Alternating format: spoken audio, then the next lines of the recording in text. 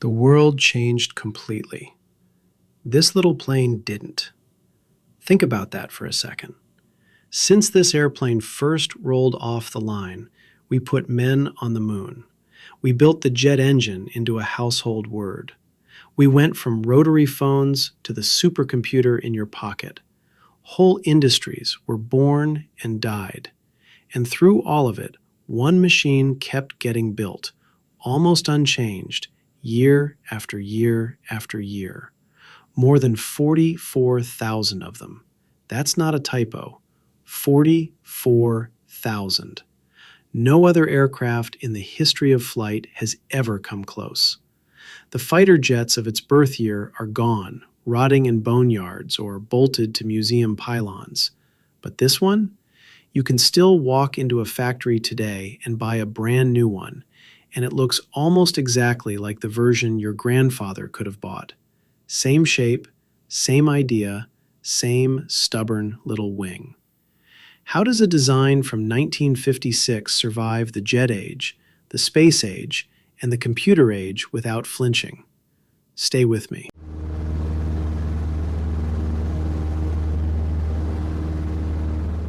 Rewind to 1955.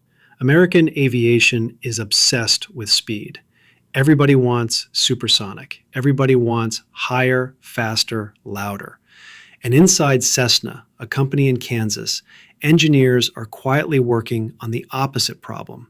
Not how to go fast, how to make flying easy. They had a small, high-wing plane called the 170. Good airplane, popular. But it had one nasty habit that was hurting people. And the fix they came up with would quietly rewrite who gets to be a pilot. Here's the thing almost nobody outside aviation knows. The danger wasn't in the sky, it was on the ground. The most dangerous moment in a small airplane of that era wasn't takeoff, and it wasn't cruising at altitude, it was the landing. And the reason why comes down to one tiny wheel in the wrong place.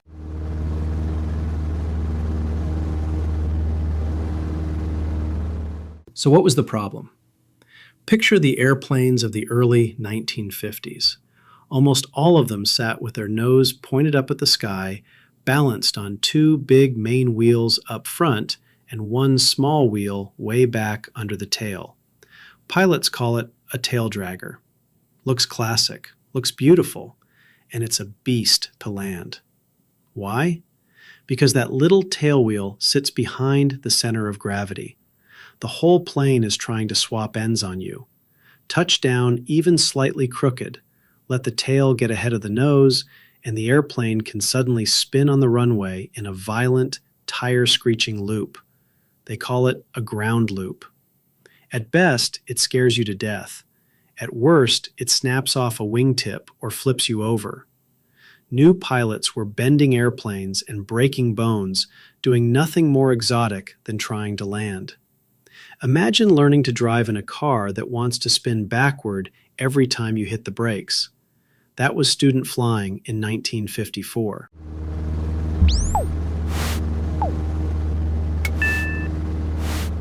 Now here comes the move that changed everything, and it sounds almost too simple. Cessna took that tailwheel and moved it to the front. They put a steerable wheel under the nose and two sturdy legs under the belly. Tricycle gear, they called it.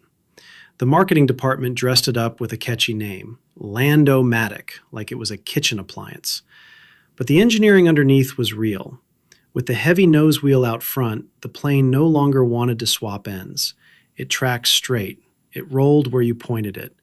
Land a little crooked, it forgives you and rolls on. The ground loop, the nightmare that had been breaking student pilots for decades, mostly just disappeared.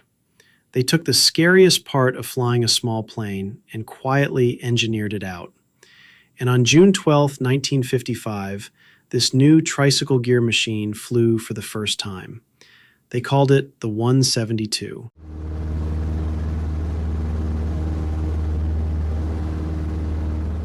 Here's the part most people never connect. That one boring decision, moving a wheel from the back to the front, is the reason most pilots on Earth learn to fly on this exact airplane.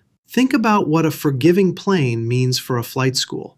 If the airplane fights the student, training is slow, scary, and expensive.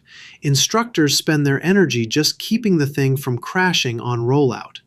But if the airplane behaves, if it forgives the wobbly approaches and the clumsy first landings, then the student can actually learn to fly instead of fighting the machine. The 172 is famously docile. It stalls gently. It handles slowly. It practically says, "Relax, I've got this."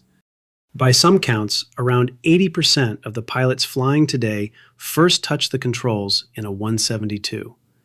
The airline captain flying you to Florida next week, there's a very good chance the very first airplane he ever soloed was this humble little high-wing trainer.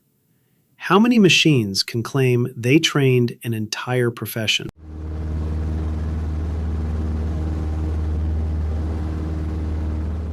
And once flight schools fell in love, something interesting happened.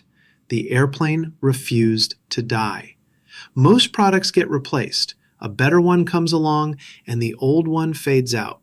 But the 172 had a secret weapon nobody planned: sameness. Every flight school in the country had them. Every mechanic knew how to fix them. Every flight manual, every checklist, every instructor, the whole training world had standardized around this one shape.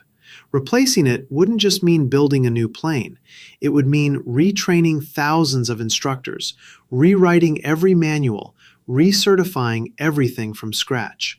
So the smart move, year after year, was to just keep building the one that worked. Cessna tweaked the engine. They updated the panel. They swapped the old needle gauges for glass screens. But the bones, the wing, the gear, the gentle personality, untouched. Why fix the airplane that taught the world to fly?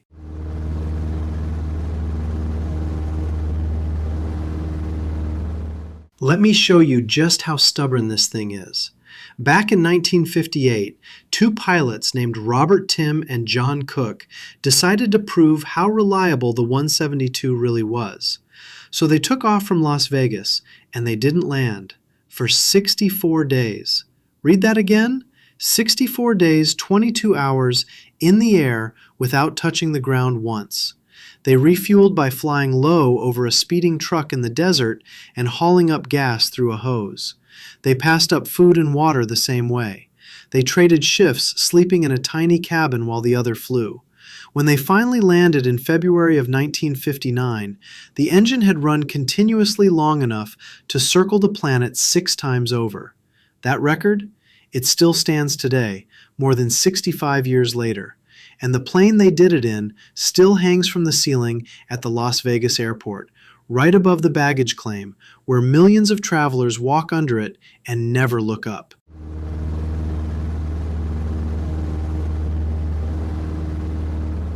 So if it's so wonderful, why aren't they dirt cheap? Here's the twist that stings. A brand new 172 today costs around $400,000. $400,000 for a 4-seat airplane with a piston engine and a design from the Eisenhower era. Let that sink in. You could buy a very nice house for the price of the simplest mass-produced airplane in the world. So what happened? A few things stacked up. Aviation safety rules got incredibly strict, and certifying every nut and bolt costs a fortune. Liability lawsuits in America made every manufacturer terrified, so the price of insurance got baked into every airframe. And the sheer hand-built nature of these planes never went away. Nobody figured out how to stamp them out like cars. So you get this strange situation. The most common, most basic, most beginner-friendly airplane on the planet is now wildly expensive. Cheap to design, brutal to own.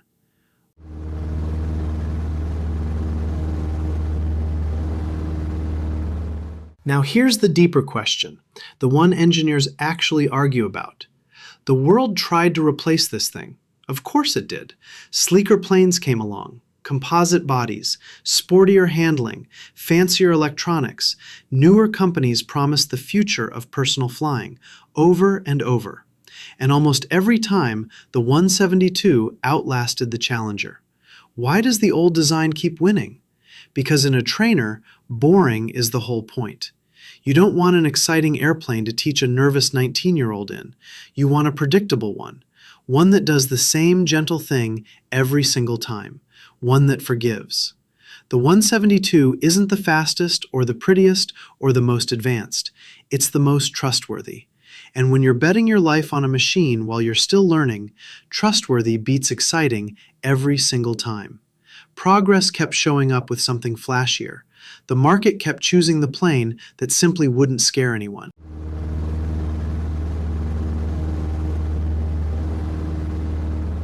So here's the strange truth this little airplane leaves behind. We tend to think the future belongs to whatever is newest, faster, smarter, sleeker. But sometimes the thing that lasts isn't the most advanced. It's the most reliable. A 1956 design watched the supersonic jets come and go. It watched the space race, the computer revolution, the rise and fall of a dozen flashier rivals. And it just kept rolling off the line, gentle and unchanged, teaching one more generation how to leave the ground. 44,000 built, 70 years and counting, the same stubborn little wing. They tried to replace it for decades and never could, because they kept trying to make it better, when all the world ever needed was for it to stay the same. Sometimes the winner isn't the one that changes, it's the one that doesn't have to. These planes are too ugly to look at, and too important to lose. Picture this. A jet so swollen and deformed it looks like a whale grew wings and forgot how to land. A hunchbacked monster with a bubble of a body and a head that looks bolted on by mistake. People point, people laugh. And here's the part that should stop you cold. If you grounded just a handful of these freaks, the two biggest plane makers on Earth would seize up inside a week. No new Boeings, no new Airbus jets. The whole assembly line dead. Because there are only about 9 of these humpback giants in the entire world, and every single day they carry wings and fuselages too big for anything else that flies. So why would anyone spend billions building the ugliest airplanes in the sky? And why does almost nobody ever see them? Stay with me.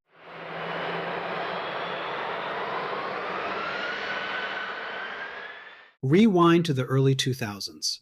Boeing has a brilliant new airplane on the drawing board, the 787 Dreamliner, and it's built unlike anything before it.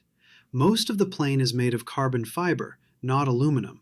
The wings, the fuselage, baked in giant ovens halfway around the world. Here's the problem nobody outside Boeing thinks about. The wings come from Japan. Big fuselage barrels come from Italy, more sections from Charleston and Wichita, and the final plane gets bolted together near Seattle. So picture the map, pieces of one airplane scattered across 3 continents. How do you move a wing the size of a house from Nagoya to Washington State? You can't fold it. You can't cut it in half. By sea, it took up to a month. A month. For a company trying to build planes fast, that's a death sentence. So Boeing needed a solution that didn't exist yet.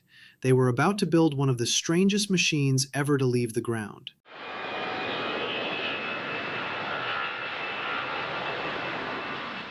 Their answer was the Dreamlifter, and the way they made it is almost comical. Boeing took 4 used 747 jumbo jets, planes that once carried passengers across oceans, and gutted them. Then they bolted on a fuselage so bloated it looks cartoonish. The new body balloons out to a cargo hold of 65,000 cubic feet. That's about 1,840 cubic meters. Think of it this way. It can swallow 3 times the cargo of a normal 747 freighter. It can haul 250,000 pounds, roughly 113 tons. And here's the detail almost nobody knows. The whole tail of the airplane swings open sideways. The entire back end, not a door, the tail itself, hinged like a giant trunk, so engineers can slide an entire wing straight in from behind. Only 4 of these things were ever built. 4. And those 4 hold up an entire global airplane program. Isn't it wild that the most important freighters on Earth are leftover passenger jets in a fat suit?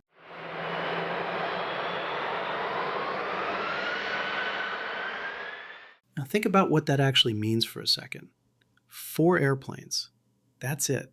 There is no backup fleet sitting in a hangar. If one Dreamlifter breaks, you've lost a quarter of the entire system overnight. So Boeing flies them like clockwork, around the world, again and again, the same loop. Italy, Japan, Charleston, Wichita, Seattle. What used to take a month by ship now takes about 9 hours by air. 9 hours versus a month. Run that number through your head. That's the difference between a 787 rolling off the line on schedule and Boeing bleeding money in a parking lot full of half-finished jets. These ugly whales aren't a luxury. They're the artery. Cut the artery, and the whole body dies. And Boeing isn't even the only company betting everything on a flying whale.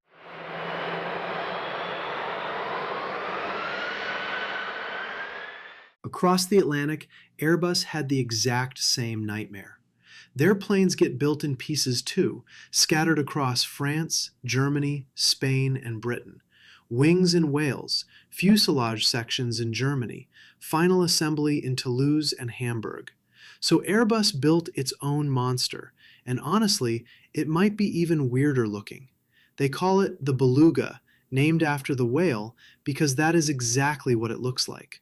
A smiling white whale with a cockpit tucked down low, like the pilots are peeking out from under the chin. The original Beluga, the A300-600 ST, they built only 5.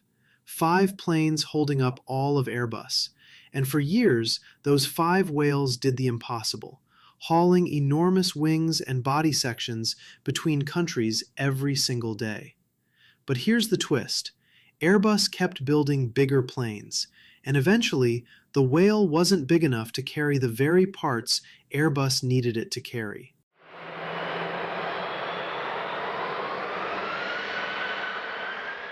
So what do you do when your giant cargo plane is too small? You build a bigger whale. Enter the Beluga XL. This thing is monstrous. The cargo hold is 8.8 meters across. That's nearly 29 feet wide. Picture a tunnel almost 3 stories tall running down the spine of the airplane. It can haul 51 tons. And here's the number that makes it real. It can carry 2 complete wings of an Airbus A350 at the same time. 2 wings, side by side, inside one airplane. Airbus has 6 of these new whales flying right now. Stop and think about how thin that margin is. The entire future of Airbus, one of only 2 companies on Earth that builds big jets, rests on 6 airplanes that look like a child's bath toy. So if these machines are so critical, why does almost nobody ever see one? That's where it gets strange.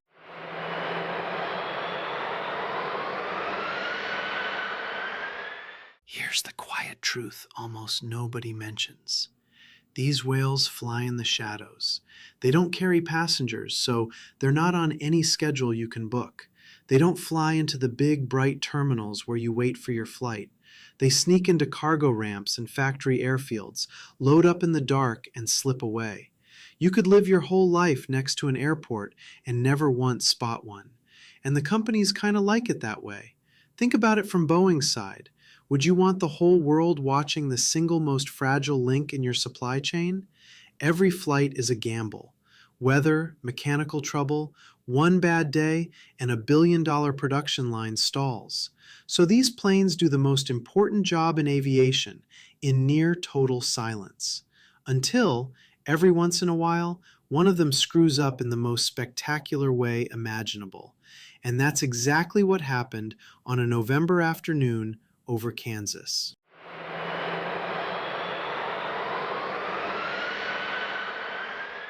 November 20th, 2013. A Dreamlifter is inbound to Wichita, Kansas, loaded with composite parts for the 787. The plan is simple. Land at McConnell Air Force Base, drop the precious cargo. Done. Inside that swollen belly sits a fortune in carbon fiber, parts reportedly worth close to $200 million. The pilots line up, they see a runway, they put the giant down. Smooth landing. And then the crew looks around and feels their stomach drop. This isn't McConnell. They've landed at the wrong airport, a tiny field called Colonel James Jabara, about 8 miles short of where they were supposed to be. A little general aviation strip never meant for a 4-engine giant. Picture that. The most important cargo plane in Boeing's fleet, parked on a runway built for puddle jumpers, with $250 million of airplane guts in its belly. And now, they had a far bigger problem than embarrassment.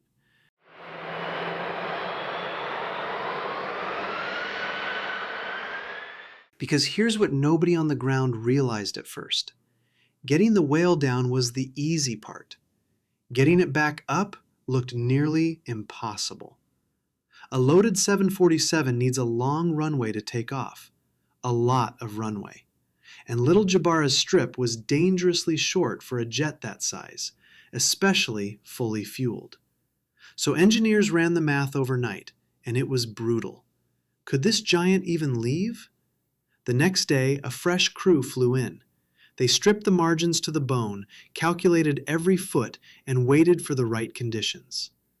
Police shut down the roads around the airport just in case the worst happened. Then, at 16 minutes past 1 in the afternoon, the engines roared, the brakes let go, and that ugly whale clawed itself into the air with runway to spare. It worked! But for a few hours, the entire 787 program had been sitting on a runway in the middle of nowhere, held hostage by a wrong turn in the sky.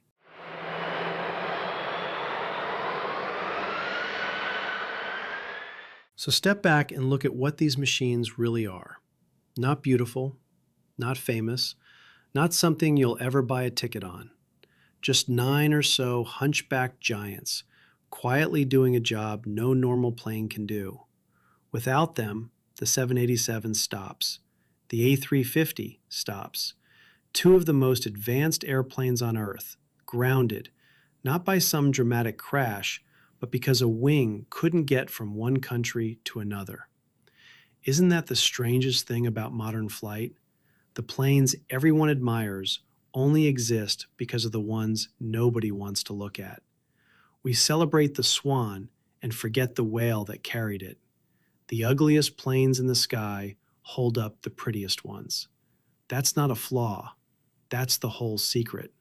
The future of flight rides inside a monster.